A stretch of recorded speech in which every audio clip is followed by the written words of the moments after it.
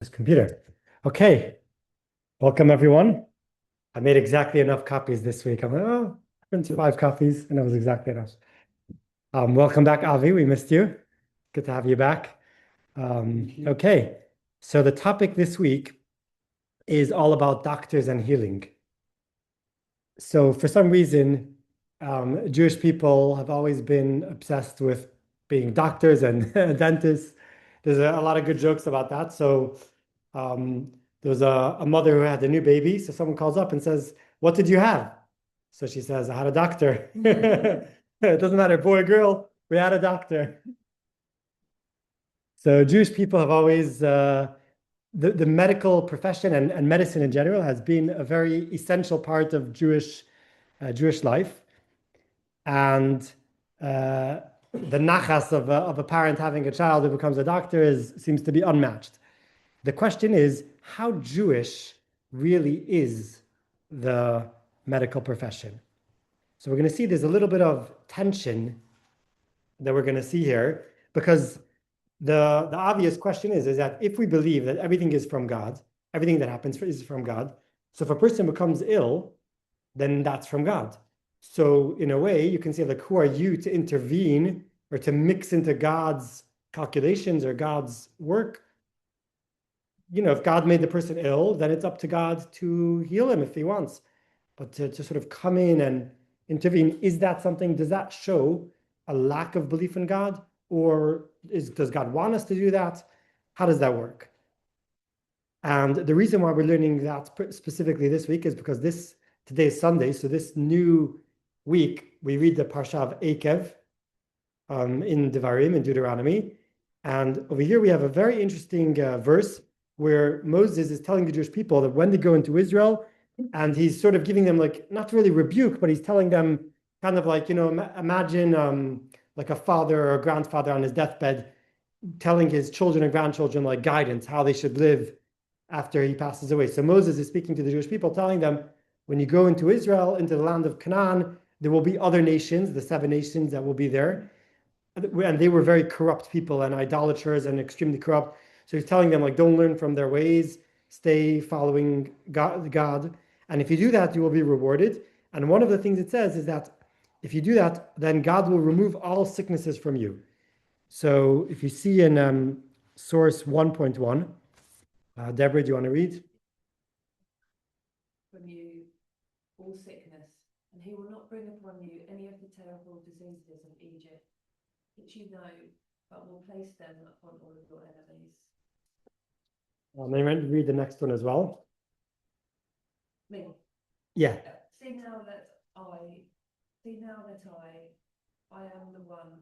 There is no God beside me. I put to death and I bring to life.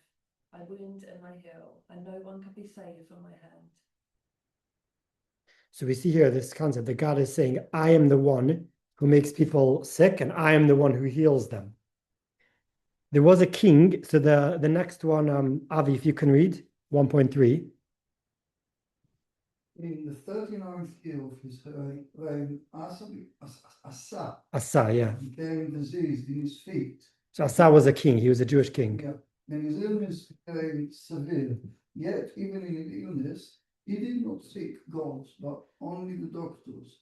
Asa then lay with his fathers, and he died in the 41st year of his age. So it says that he did not turn to God when he was sick, to prayer. Rather, he turned to doctors. And then he died. It didn't work. Finally, in the Amidah, which is perhaps the most important part of the prayer, it's actually interesting. The prayer is compared in the Kabbalah like a ladder. So you start off on the bottom, and you're slowly going higher and higher, closer to God. Or in Kabbalah, it explains that there are 4 spiritual worlds. We are in the lowest of the 4. It's called Olam HaAsiyah, the world of action, the world of physical realm. Right? Last week we spoke about that his desire was to make a dwelling place, like a home for God in the lowest physical world. That's the world that we live in. But above this, there are higher completely spiritual worlds where there's only spirituality, and there are angels and all sorts of things. In total, there are 4 worlds. In Hebrew, it's called Atzilut, which Bria, Yitzira, and then the one that we are in is called Asiya. Those are the names of the four worlds. So the highest one, that's closest to God, is called Atzilut. Atzilut comes from the word of like Atzil, which means to like, it's a part of God. It's like it was like, yeah, a part of God. The next one is Bria, which means creation. That's already where there's things that are being created, even like spiritual creations, like entities, like angels and souls. Then there's Atzilut Bria Yitzira, which is formation, where there's already becoming creation. Yeah. And then Asiya is the world of action, the world that we live in. Anyway, why am I saying this? Because prayer is a journey. When we pray, we wake up, we start off, when we're sleeping, our soul goes up to heaven to rejuvenate. And it says that when we're sleeping, it's like 1/60th of death. When we wake up, we say Modani, we say, thank you, God, for returning my soul. But we start off on the floor, we start off on the ground. And our goal is, through the journey of prayer, to slowly elevate ourselves to go higher and higher. So it says that the different parts of the prayer, each one is like going up a ladder. The highest rung of the ladder is the Amidah, which is why when we say the Amidah, we stand. I don't know if you notice, if you ever go to synagogue, we're standing and sitting and standing and sitting. There's different parts, but the Amidah is the part that we stand with our feet together and we say it quietly. To reference actually something we learned a few weeks ago when we spoke about Jewish women, famous Jewish heroines. So one of them was Hannah, when she went praying in the temple to have a baby. So she prayed silently. From there we learned that the Amidah should be prayed silently. So anyways, why am I saying all of this? Just to say that the Amidah is the highest part of the prayer. When we're like angels, we stand with our feet together. We're on the highest world of Atzilut. Now during the Amidah, we have 18 blessings. Each blessing begins with Baruch Atah Hashem, blessed are you, God. And then each blessing has a specific theme. So we ask for different things. So the first three are praising God. The last three are also praising God. And then the middle 12 is, each one is a specific request. Asking God to have good health, to have good income and sustenance. And our enemies shouldn't do bad things to us. Each one is something different. So one of them is dedicated to health. So Yaron, you want to read 1.4? You can read it in the Hebrew or in the English. This is a direct quote from the Amidah. Heal us, O God, and we will be healed. Deliver us, and we will be saved. For we take pride in praising you. Grant a complete cure and healing for all our wounds. For you, Almighty King, are a faithful and merciful healer. Yeah. So from all of these sources that we brought so far, from the Torah, from that we have in this week's parsha, saying that I am the one who makes people sick, I am the one who heals. And from the prayer from the Amidah, where we seem to see that God is the one who provides healing.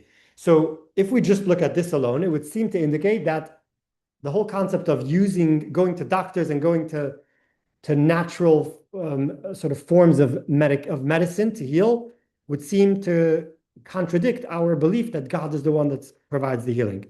But as of course we know, it's not so simple. So the flip side of the coin, we will see many, many sources that say the opposite as well. So the famous one is 1.5. It says, "V'nishmartem ma'od lenafshotechem." It's a commandment, it's a mitzvah, to take a good care of our health. So this is, so literal nafshotechem means your soul. But all the commentaries explain that this verse is the commandment to guard one's health, which means that we have to take in our own hands and our own responsibility to take care, to make sure that we are healthy physically. And in Hebrew, v'nishmartem ma'od lenafshotechem, which means you should be very careful for your soul. But that's the literal translation. But what it means is you should be careful to take care of your life, meaning that you should be able to live long and healthy, and that's a commandment. It's in Deuteronomy 4:15, chapter 4, verse 15. Now, the Talmud in Tractate Sanhedrin says a very extreme statement that 1.6, Alex, I was thinking Avi, Alex. It reflects this 10 things the Torah scholar may not live there. One of the things is position. Meaning, so the Talmud says 10 things, that every city has to have 10 things. One of them is like a school, a synagogue, maybe a grocery, I don't know, but one of them is a doctor. If you don't have a doctor, then you shouldn't live there, because what happens if you have a medical emergency and you have nowhere to turn? Then you are violating the commandment of guarding your health. So it's to the extent that it says that every city, one of the, what do they call it? The like the key during COVID, there was the concept of the key workers, right? So it's a key, it's an essential service that we have to have a doctor. Of course, we want to mention that we have here a doctor. We have Talia, who's a doctor. So very glad that we have you. So we're lucky, if one of our kids on Shabbos, falls and gets a bruise, Talia can come and make sure they're okay. COVID as well? No, I was training with something. Now, this tension we see in the Talmud, the two rabbis had different opinions. One rabbi says, so in the olden days, we don't do this today, but in the olden days, medicine obviously changed over the time. But there was a concept called bloodletting. In Hebrew, it's called lahakiz dam, which is a form of taking out blood. So the concept of it, I Googled it to understand what it is. It's basically, they believed is that sometimes having too much blood caused an imbalance, and that led to certain things like certain illnesses and fevers. Maybe that was the sort of the understanding of high blood pressure. We actually kind of do that now. Yeah. There's certain diseases that like every week if they have like too much iron in their blood or something, certain conditions, you just go and you have blood taken away from you. And they still use leeches and maggots. Right. So that was the olden way they. But they say it's helpful to donate blood because unfit people have too much iron, and if they donate blood, they lose a lot of the iron. Okay, so we see two rabbis had different opinions in the Talmud when a person goes to bloodletting, which was then it's like going to the doctor. So the first rabbi says that you should say before you go in, you should make a prayer that God should help, that I should be healthy and I should be healed. Because I'm not going to read the whole thing inside, but I'm just going to read one line in the middle. For you are a faithful God of healing, and your healing is true because it is not really the way of human beings to heal, but they have adopted the practice. So according to the first rabbi, he says, really, medicine is not really something that we should be dabbling in, but it's kind of like it's already happened, people already do it. So since they do it, you should go. But you have to really it's kind of like, it seems to be indicating that it's like, in Hebrew, it's called bidyavad. Bidyavad means it's not the best way, but since it's happened, you can do it. But really, human beings are dabbling into something that really should be God's. But then, so Rashi explains, meaning that people should not have occupied themselves with medical treatment at all, but should instead have prayed for mercy from God. But that's the first rabbi. The second rabbi says, Abaye, his name was, he says a person should not say this, for it was taught in the school of Rabbi Yishmael. The verse says, and he shall provide for his healing. From here we learn that permission was given to the doctor to heal. And this is actually the most fundamental verse and teaching that we're going to be learning. And in Hebrew, it's called Nitna Reshut L'Rofeh L'Rapot, which means that a doctor was given permission to heal. Where do we learn? What? Kind of, yes. We'll see why. But so where do we learn this from? So in 1.8, when the Torah speaks about laws of damage, if someone damages someone else, someone gives another person a bruise, then we have to pay. He has to pay money to compensation. So the Torah has different laws of compensation. So the example the Torah gives is if a person damages someone to the extent that they need to go to a doctor or to a hospital, and they need to recover for a period of time, and because of that time they lose their time from being at work, so they lose their income from work for the time that they're recovering. So part of the compensation that you have to pay the person who's damaged is they have to pay, number one, for the person's for their lost time of work, and number two, you also have to pay for the medical expenses. So over here we see clearly the Torah references the idea of paying for someone's medical expenses. That means clearly that the Torah gives permission for medical intervention. So this is 1.8. It says, if the victim gets up and walks outdoors with support, the one who struck him is cleared, except that he must pay for the victim's lost time and for his medical expenses. So this becomes the final sort of the final Torah view. And the Torah learns out from here, and it's brought in the Code of Jewish Law in 1.9. Talia, I'll let you read this because you're the doctor. The Torah has granted the physician permission to heal, and it is a mitzvah. It is included in saving a life. So, phew, you're good. So from here we see this is the final verdict, is that healing or going to a doctor to heal oneself is allowed. And because it's allowed, it's not only allowed, but it becomes a mitzvah. Because since we said before that it's a mitzvah to look after one's health. So if a person is ill, sometimes, you need to go to a doctor. Sometimes, having a surgery could be life-saving, in many cases, or having operations. And if a person says, no, trust God, I don't need it, then by doing that, you are violating a commandment, because it says you have to take the actions to take care of your health. And if that entails, having, let's say, a surgery or an operation, if that's what's needed, then, in the olden days, if they didn't have it, they didn't have it. But now if we do, and you avoid it for just because you say, oh, I trust God, then it's not really trusting God. So how come we arrive to this era without the modern doctors and everything? What do you mean? I'm thinking The people are alive thousands of years. You're saying, how come thousands of years we didn't have medicine? The same medicine as we have today. And they survived. We have medicine. In the last 100 years, we don't have medicine. We have drugs. Right, so- medicine, they call it. The medicine we have these days. Is what? Allopathic medicines, what's referred. So you have. These are the real medicine. You understand? It's just one. Are you talking about like homeopathic or alternative? Different systems. That's what they call it. But then in India you have Ayurveda. So you're saying that what is allopathic? What is it called? Okay, yes. Yeah, allopathic. It's basically drugs. Pharmaceutical, okay. So we'll touch upon some of these ideas of what is the real. But the last 100 years, it's not medicine, it's drugs. And that's exactly why I I highlighted natural properties of medicine Where do you see that? on Oh, point 10. Now the Very medicine is controlling chemistry rather than real medicine. It's not enough natural. Some of them are still It's not enough.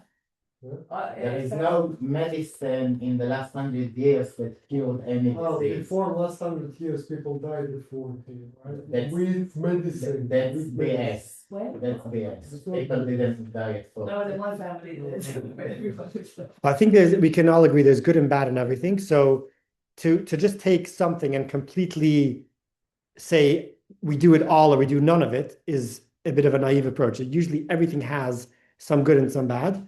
So, so therefore not to approach everything completely blindly, you should have your mind, your eyes open and know what you're doing, but not to completely, just throw away, because sometimes modern medicine can be life-saving in some cases. You disagree? Not drugs. Like let's say like an operation. They didn't have operations, hundreds of years ago, but it can help, save someone for that has a heart. What? We need them. Antibiotics is the worst stuff in the world. You should take vitamin C, vitamin D, and rather than antibiotics. Not for sepsis. Yes. Wouldn't be happening without There are good things Yeah. that we can all do, and we can mix them. I'm not going to show you. Okay. Now this is goes to the extent that They can understand this by themselves, then let them be. Yeah. It's conspiracy theory, I know. It's What? a famous one. Since then, we have conspiracy.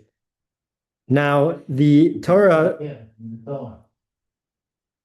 it's a mitzvah to save lives to the extent that one may even desecrate the Shabbat, even if there's only a doubt that it might save someone's life.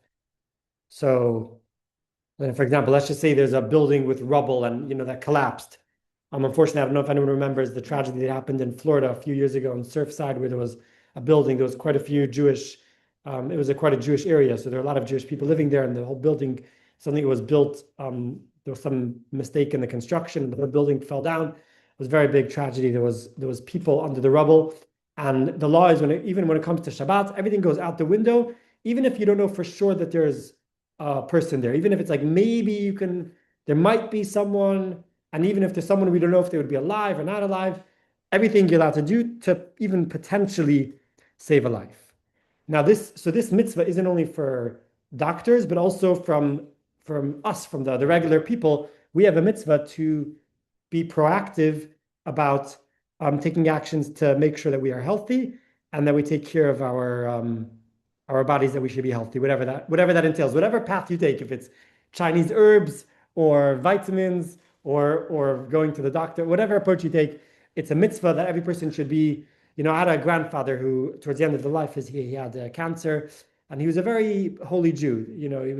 He didn't believe much in anything, So he would say, we don't need. I'm not interested. He wasn't interested in going to doctors and hospitals. He just didn't care.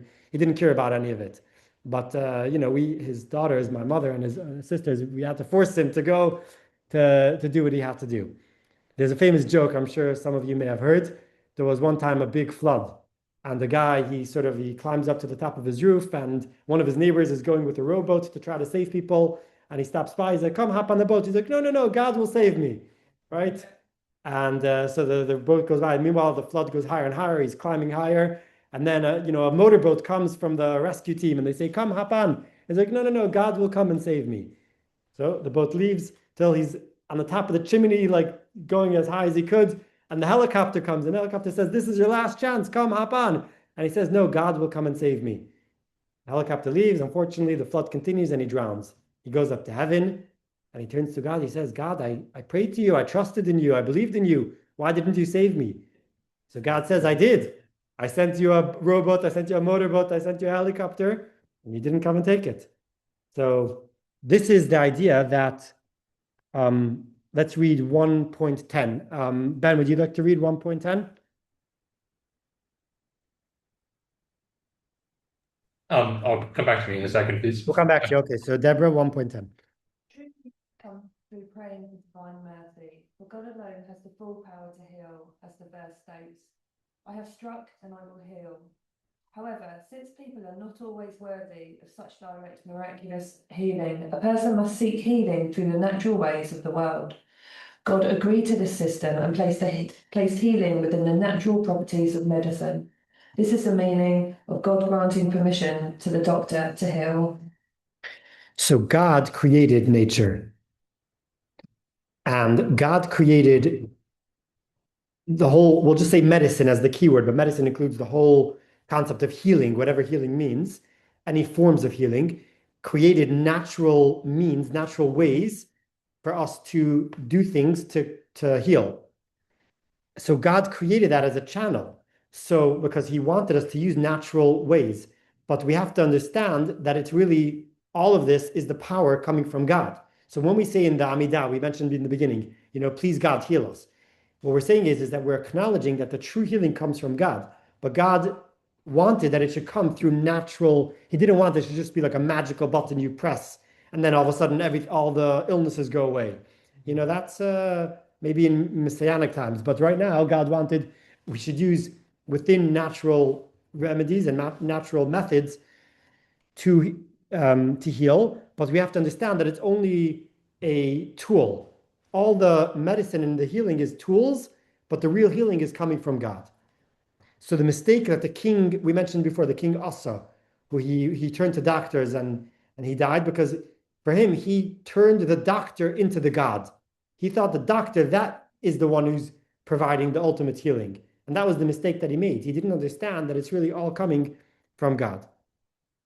Now, another reason why God created the system that we have to also participate in healing through turning to doctors or professionals or any type of healing is because God wants that we should be a partner in creation. He didn't want to create the world on a silver platter, that everything is perfect, done for us. He wanted us to work You know, it says that God created Adam to work.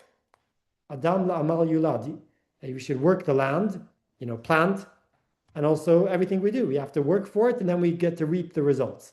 So that includes also when it comes to the topic of healing. So In English, if you say what you eat is what you are, yeah, what you drink is what you are. yeah.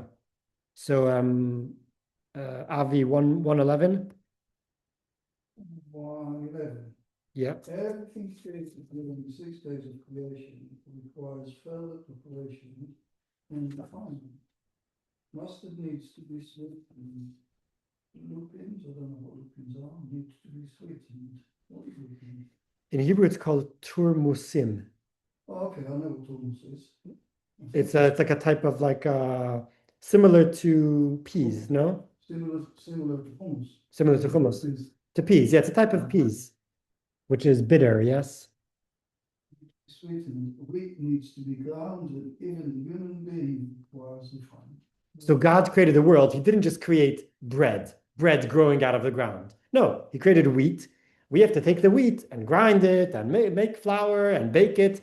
He wants us, he gives us sort of the raw materials, and we have to take it and work it to make it into something beautiful, something sweet and edible, etc.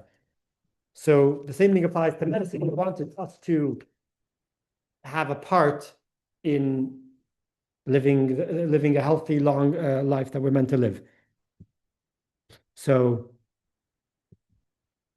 there's a story in the Talmud. There were two rabbis, Rabbi Shmuel and Rabbi Akiva. They were once walking in the streets of Jerusalem, and a sick man came to them. Now, it's actually interesting. In the olden days, there were different books that were written from even ancient rabbis going all the way back to King Solomon. So we'll see. Actually, I'll jump ahead. If you go to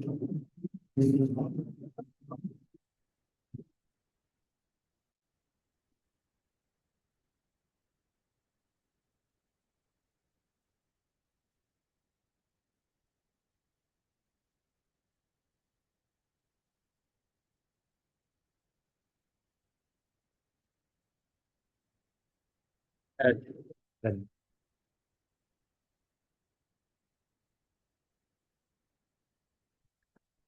whose turn is it? Ben, are you back? Yep. Would you like to read 2.7 and 2.8? Sure. Our rabbis taught King Hiskiah did 6 things. For 3, they, the sages, agreed with him, and for 3, they did not agree with him. He hid away the book of remedies, and they agreed with him. This refers to a book composed by King Solomon on the wisdom of medicinal herbs. In that book, he drew illustrations of the herbs so they could be identified, and wrote, "This one is effective for that illness, and that one is effective, and that one is for this illness." However, people began to rely solely on them, removing their trust from the Almighty. So imagine we had that book today. It would be interesting. But he had a book of remedies, and then the reason why the king hid it was because people turned the book into like an idol. Like they just forgot that there was a God who was the one who's providing all of the cures and healing. And they thought, okay, it's just this herb that is providing the healing. And then they forgot to turn to God. So therefore he hid it. So This guy is Solomon's son, isn't it? yeah. Okay. So what's the most important if we hid it? What is what? If Shlomo Melech hid it, right? He didn't hide it. He wrote it. He wrote He's it, written it. and who hid it? King Hiskiah. Oh, Okay, so the Talmud has a story. So there were two rabbis walking in the street, and a sick man came to them and said, I have this illness, please tell me what's the remedy. So they told him, they said, if you do so and so, take such and such a remedy, a herb, or whatever, and then you'll be better. And his students came to him after, and they said, who made this person sick? Is God. So if God made him sick, then God should be the one to give him the remedy. So who are you to intervene? So the rabbi said to him, okay, what's your occupation? What's your job? So he said, I'm a farmer. He said, okay, what's your job as a farmer? So he says, yeah, he takes wheat and he plants it and he grows it. And then he adds fertilizer etc. So he said, who owns the field that you work in? He said, it's God. So he said, who are you to come in and work the field and do your work as a farmer? You're intervening with God. So he said the same thing.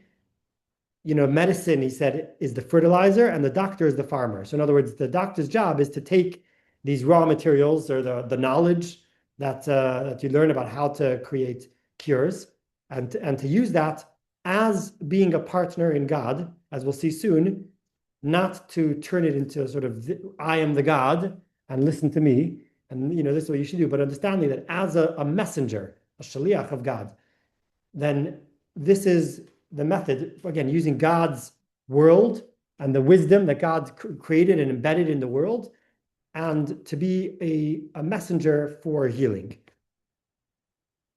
Okay, so now we balance between they are grateful for for hiding the writing the book, who was written by the wisest person on the world. Mhm. And yet you say that that book is just providing a healing granted by God. So it's like, It could be that because that was written by King Solomon, so it gained such prominence that people then just turned to that and stopped praying and stopped turning to God. Nowadays you go to a doctor, you don't know, it's not no one is King Solomon, so you have to still pray. So in other words, it could be that it's sort of, like you said, it's a balance, and if it goes too extreme in one extreme, either too only trusting, like the joke we said about the person who only trusted God and didn't use the physical messengers, or the other extreme is being so focused on the healing and forgetting that it comes from God. Any of those extremes is wrong. So it is a balance in between. So yeah, nothing was hidden. It was gone in history. Maybe, yes, if you were there, those that would watch the film on Tisha B'Av, maybe the archaeologist will discover it. And now there's a joke. So after many, many years, there was finally, for the first time in history, a Jewish man was elected to be the president of the United States. Obviously, it's a joke. It's not true. So at the inauguration, there was a big crowd, and there was senators and ambassadors and all sorts of people. And of course, the president's Jewish family were there. And his mother got a seat at the front row. And she's sitting there beaming with pride, with nachas. And her son gets up to the president to give the new speech. And as he starts speaking, his mother turns to her friend and she says, "You see that man over there?" Pointing to her son, who's the president. His brother is a doctor.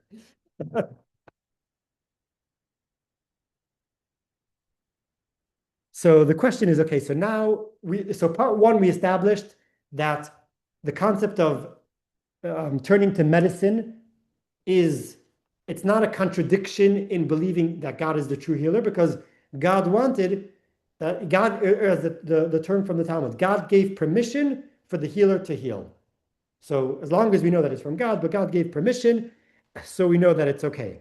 But the question is, okay, now we know that it's okay, but what makes a doctor a good doctor?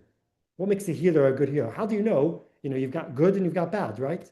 How do you know if someone is the right person that you should entrust yourself, your own life, or your family to this person for healing? What are the qualities that you should look out for to know if someone is a good doctor? Or if you're a doctor yourself, what are the qualities you should aim to have?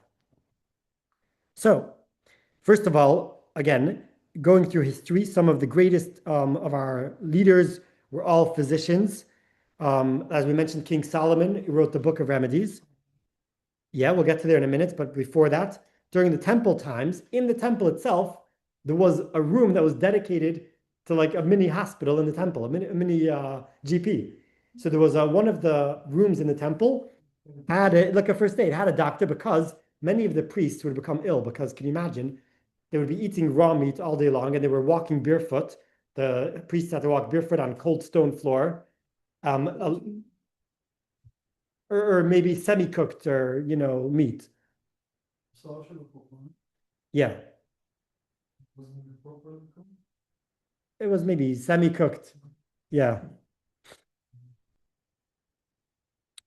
So many of them became ill, and therefore there was a doctor on site in the temple itself. There was a dedicated room. Now, during the times of the temple, many of the rabbis were also great doctors. And it's one of the rabbis whose name was Shmuel, a big sage in the Talmud. He said that he knew the cure for every illness except for three. I don't know if one of those was cancer, but three. He knew the cure for every illness besides for three. Now, as you mentioned, going into the medieval period, the Rambam was a very famous physician. He obviously served in the Egyptian court for the Sultan. And also the Ramban was Nachmanides, was very knowledgeable in medicine. And many of these rabbis actually wrote books on the topics of medicine. So the question is, what are the qualities that one needs to be able to practice medicine? So the Shulchan Aruch, which is the Code of Jewish Law, writes the following, 2.1. Is it Yaron? 2.1.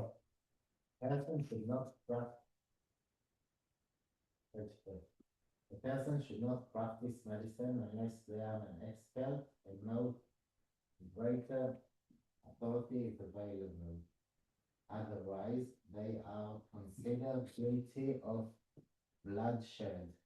Furthermore, if one practices medicine without authorization from the Jewish court, they are liable to pay financial damages.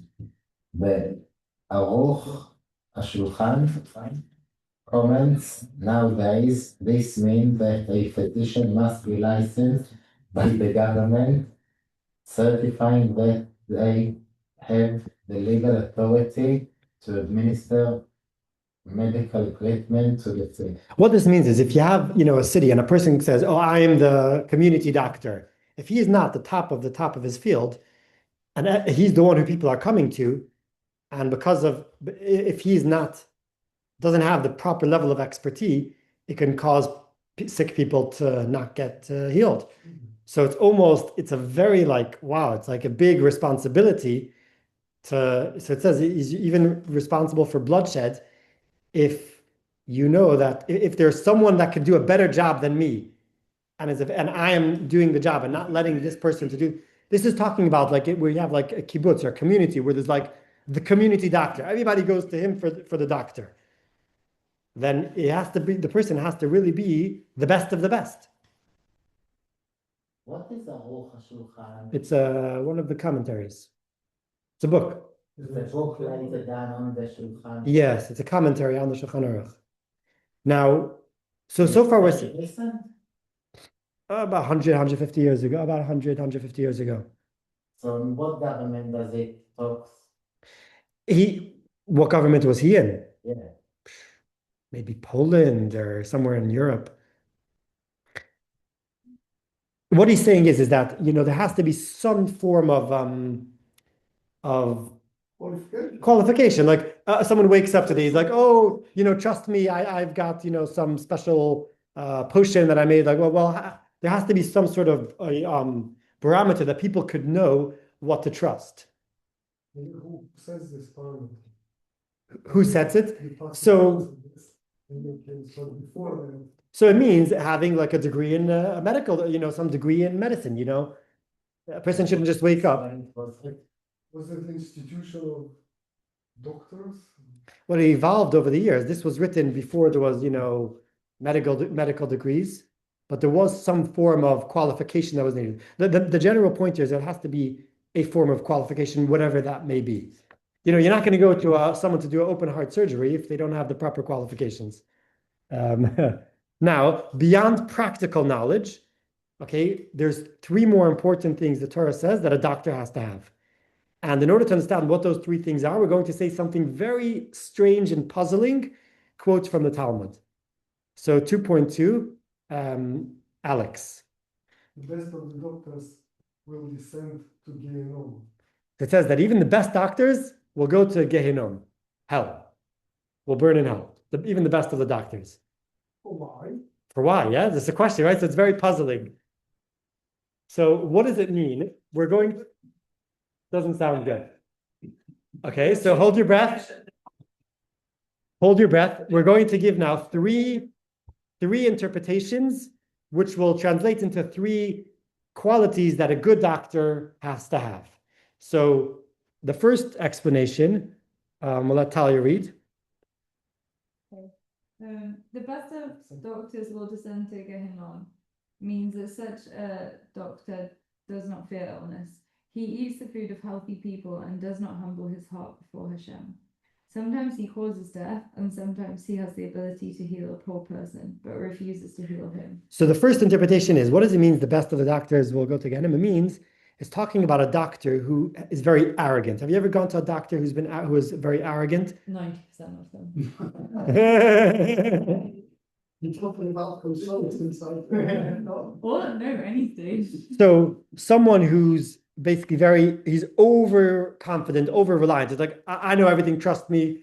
Now, what that leads to is that he says, depend on me, and he doesn't have humility to really understand that he's just a messenger. And This is the interpretation. yes, this is the first interpretation. Yeah. Yes. Meaning he thinks he's good. That's what it means. He thinks he's so good, and he's very arrogant. And because of that also, he's in it for himself. It's all about selfish. So therefore, he does it for the money. So therefore, when a poor person comes and doesn't have money to pay for treatment, he will not treat him because it's only about himself. Someone who refuses to serve when there is, when he doesn't have his personal gains, then these are the types of doctors that we're referring to, according to the first interpretation, that we mean will go to Gehenna.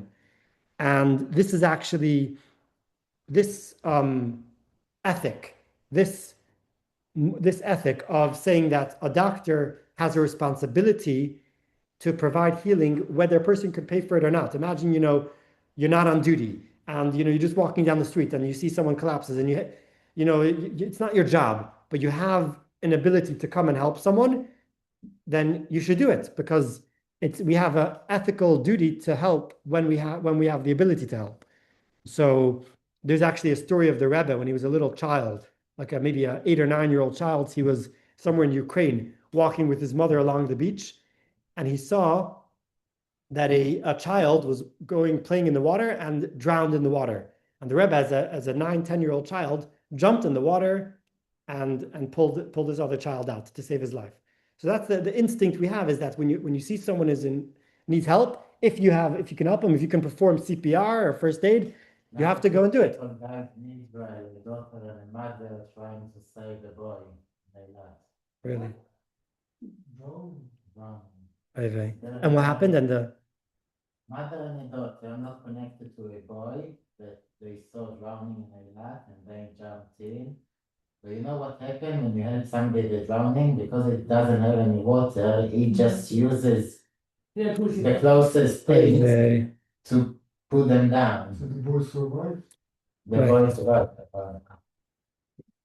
So there's a story in the Talmud about a doctor whose name was Abba. He was a bloodletter. So this was, again, he was a doctor in those days. They died. And it says that every day he would get a heavenly voice that would come to him and greet him. And the other rabbis, they would only get a heavenly greeting once on Erev Shabbat. And one of the other rabbis only received a heavenly greeting once on Erev Yom Kippur.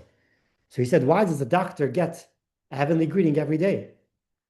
So they asked him, what do you do special? Like, tell us about what you do.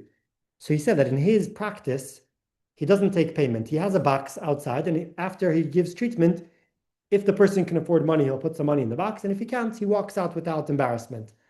And that was the quality that he had of a good doctor, that he's doing it really for service. Cheers.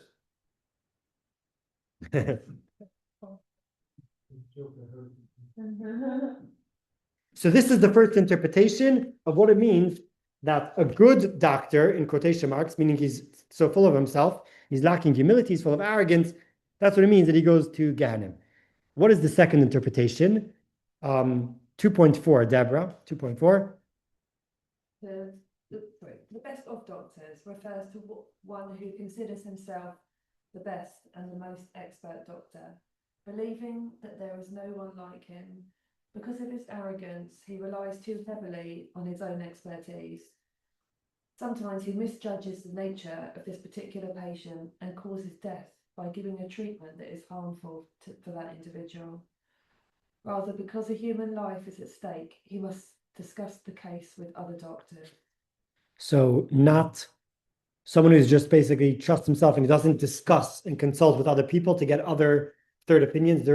People would often go to the Rebbe to ask for medical advice. The Rebbe wasn't a doctor, but the Rebbe would often say, go to ask what's called a Rofei Yedid, a doctor who is also a friend. And if you have different opinions, I would always say, get another opinion.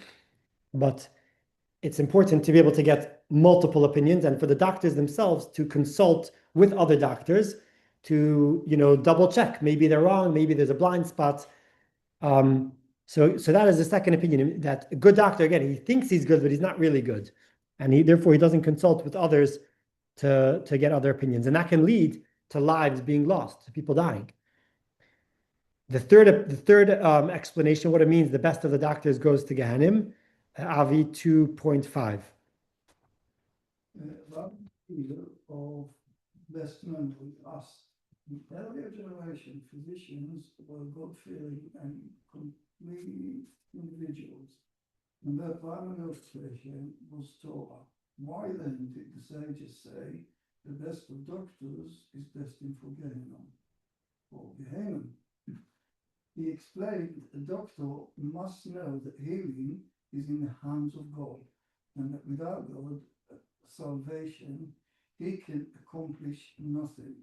He is only messengers, but a doctor who does not believe that healing comes from God, and instead says, my strength and wisdom cure the patient, removes one blessing from the Shemona Esrei, 18. Yeah. The blessing of from him. He's left with only 17 blessings. This is the meaning of the rest of doctors. The doctor who is left with only 12, whose middle provided with 17, descends to Gehenna. This is a very interesting interpretation. The phrase in Hebrew from the Talmud, if you look at number 2.2, the quote from the Talmud is Tov shebarofim legehenom. Tov means the best. The best of the doctors goes to Gehenom. The Hebrew word for best is Tov. Now, every word in Hebrew has a numerical value. So the word Tov is Tes, Vav, Vez. That's the numerical value. Tes is 9, Vav is 6, and Vez is 2. What is 9 plus 6 plus 2? 17. So remember before I spoke about the Amidah. The Amidah is 18 blessings. So 17 is 1 less than 18. So they're explaining what the Talmud means is that a doctor, that's basically, he only has 17, which means he erases that one blessing of saying that, turning to asking God to provide healing. He erases that. He doesn't believe that the healing comes from God. So therefore, he's only left with 17 of the blessings. And that's the gematria of Tov. So that's what it means. The best, someone who only has 17 of the blessings because he does not realize that he's just a messenger from God and that the real healing is coming from God, then that is the type of doctor that goes to Gehenna. And really, this is probably the most important lesson to realize that he is just a messenger from God. And what is he a messenger to do? To provide healing. He is a messenger to heal. This is very, very important. And it's so important that I want to actually, I prepared a video from the Rebbe, a beautiful compilation. Many, many people came to the Rebbe again with medical issues. And they came and they said, Rebbe, I went to the doctor and the doctor said, the situation is hopeless. And the Rebbe very often would tell them, excuse me, you've gone to the wrong doctor, because a doctor, he's not the one who's to give you the verdict. That's God. That's a doctor who's playing God. A doctor was granted permission to heal, not to tell you that you are hopeless. He wasn't granted that permission. A doctor's job is to do whatever he could to heal. So, on that note, I'm going to show this video with everyone's permission. And that is going to start share.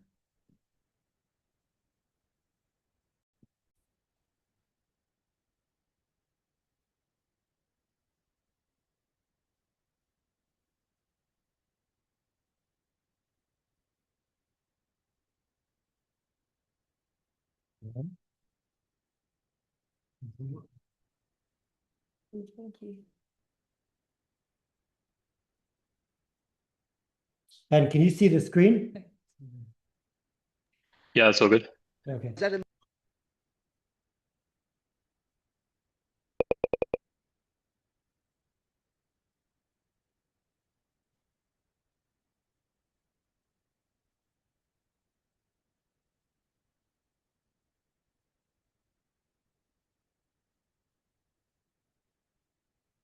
Try this again.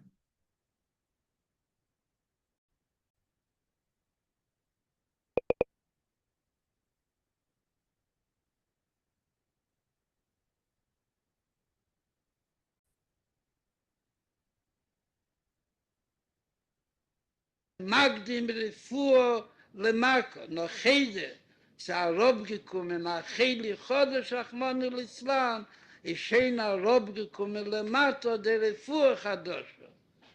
Man darf nur haben der. Why is it not showing it? Magdim nur haben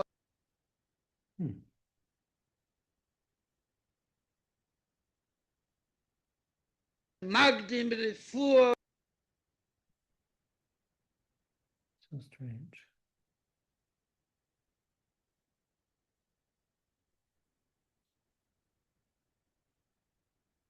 Magdim Refuah Rape. Yeah.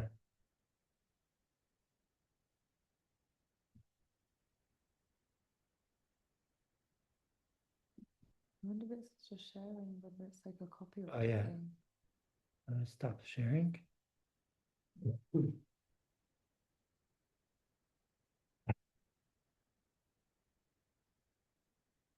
Magdim Refuah. Right. Ben, apologize. I'll have to send it to you after. For some reason, it's not working. But I'll No send worries. I can try find it online. Oh yeah, as I'll send you the link. yeah. למאקו, no cheder, שהרוב gekommen nach Heli Chodesh Rachmanu Litzlan, ist schön הרוב gekommen lemato der Refuah Chadosh. Man darf nur haben der, was hat die Schlichus und den Schus, als fern geht Rape. Kids were older. They were all avid bike riders. Uriel went outside. He was going up the road. He didn't take his helmet. And he was riding in the street. He flew off his bike over the hood of the car and smashed the windscreen with his head. He was unconscious. There was no response.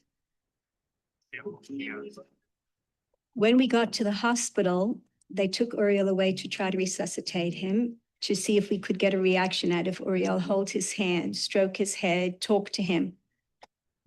There was nothing. The doctor in charge of trauma, casualty, had decided that they weren't going to take any active medical care as far as he was concerned. They were just going to leave him.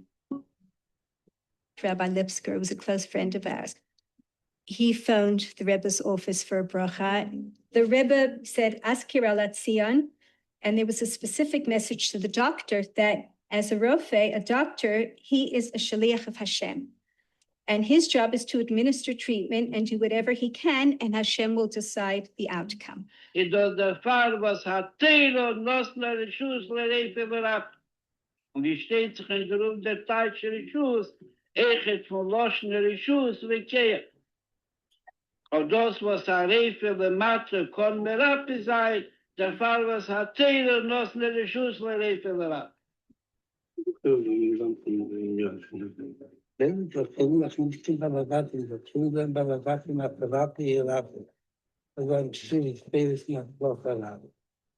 As a result of that, Gary Schwartz, the doctor, decided to go against the instructions of his superior doctor, and he put him on a respirator and administered whatever medical treatment he could for Uriel to save his life. After I got married in 57, we had trouble conceiving. I was living in Val-d'Or at that time, which was around 350 miles from Montreal. We went to a doctor and he says, I don't think I can do very much. And we went to see the Rebbe. I was living in the country. He said he advised me to come into the city, either Montreal or Quebec, where you have a mikveh for Taharas HaMishpacha. And then he says, I want you to go to see a Dr. Simonovich. He gave me the name. And you tell him that he should try to heal you. I went to this Dr. Simonovich, and he says, it's impossible. He says, there's nothing I could do. And the Rebbe answered, you go to Dr. Simonovich and tell him he should do the healing, and I'll do the Rebbe. Wie kommt es Refe soll können mir ab sein? Der Rebischer macht a Heile, kommt zu gehen a Benod und mischt sich heran.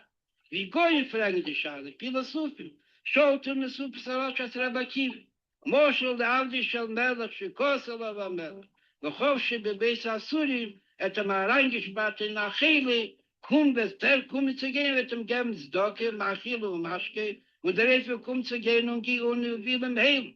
Sagt Taylor, Mikan, Shelos, no Taylor, der Schuss der Refe berappen. Tegen broken dat die kan ik wel in toestaan. We hebben het met een probleem, weet je dit, van de kennis dan Wir dachten so an Land Refe, die Sante, die finden a Refe, die werden mit Telefon an Menschen. אמרתי לרבי מלובביץ' שכך וכך הסיפור, היא בת יחידה לאחי, וברוך השם עכשיו היא בת 19, והנה גילו לה שיש לה גידול בבלוטה העליונה, הדריז, זה נקרא דריז, שזה בלוט הגידול, והרופא אומר שיש לה רק חודש. הרי הוא אומר, ווס, sagt er, vor zurück, תלך לפרופסור דוסט בהדסה, ותגיד לו שאני שלחתי אותך. הקדוש ברוך הוא ייתן לה שנים טובות, ותראו ממנה נחת, ועוד יהיה לה בונים ובני בונים. הבחורה הזאת לא הגיעה בשלב הנכון לטיפול הרפואי. היא הגיעה לטיפול הרפואי בשלב המתקדם יותר. היו לה בלוטות נגועות בגידול, והבחורה הזאת הגיעה אליי בעצם כבר דרך רופא אחר בישראל, וגם דרך הרב כמובן, אבל הרופא האחר בישראל אמר שאין מה לעשות, המקרה אבוד. בכל אופן, אני לא הרמתי ידיים, וניתחתי את החולה, הוצאתי לה גם את הגידול הראשוני כמובן, וגם את כל הבלוטות, ומה שנשאר לנו לעשות זה לקוות שהברכה של הרב תישא פרי, כי החלק הרפואי בזה נגמר, והתקוות היו מאוד מאוד נמוכות וקלושות. הסיכוי שלה להבריא היה אולי פחות מ10%.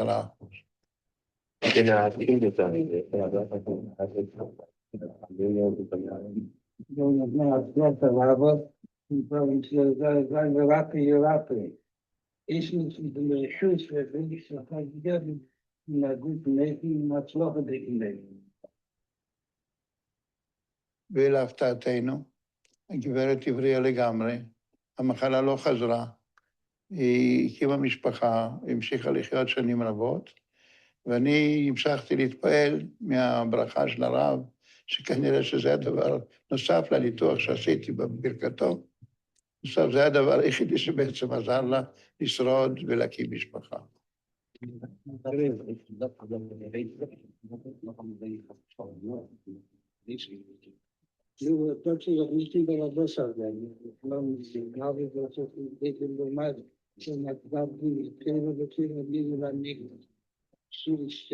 Two years later, my wife became pregnant and we had a firstborn. Early the next morning, Uriel came to. With his eyes still closed, he did this and he did this. He wanted Negavas. I mean, he had just come round. It was amazing. And when the doctor in charge came to do his rounds and he saw that Uriel was wide awake, I think he learned a very big lesson. Rishus hatten sich zwei Taschen, Rishus Megdastor, Rishus sicher der Tasch, Rishus Hurmene, mit Gittem dem Keich, also können wir ab.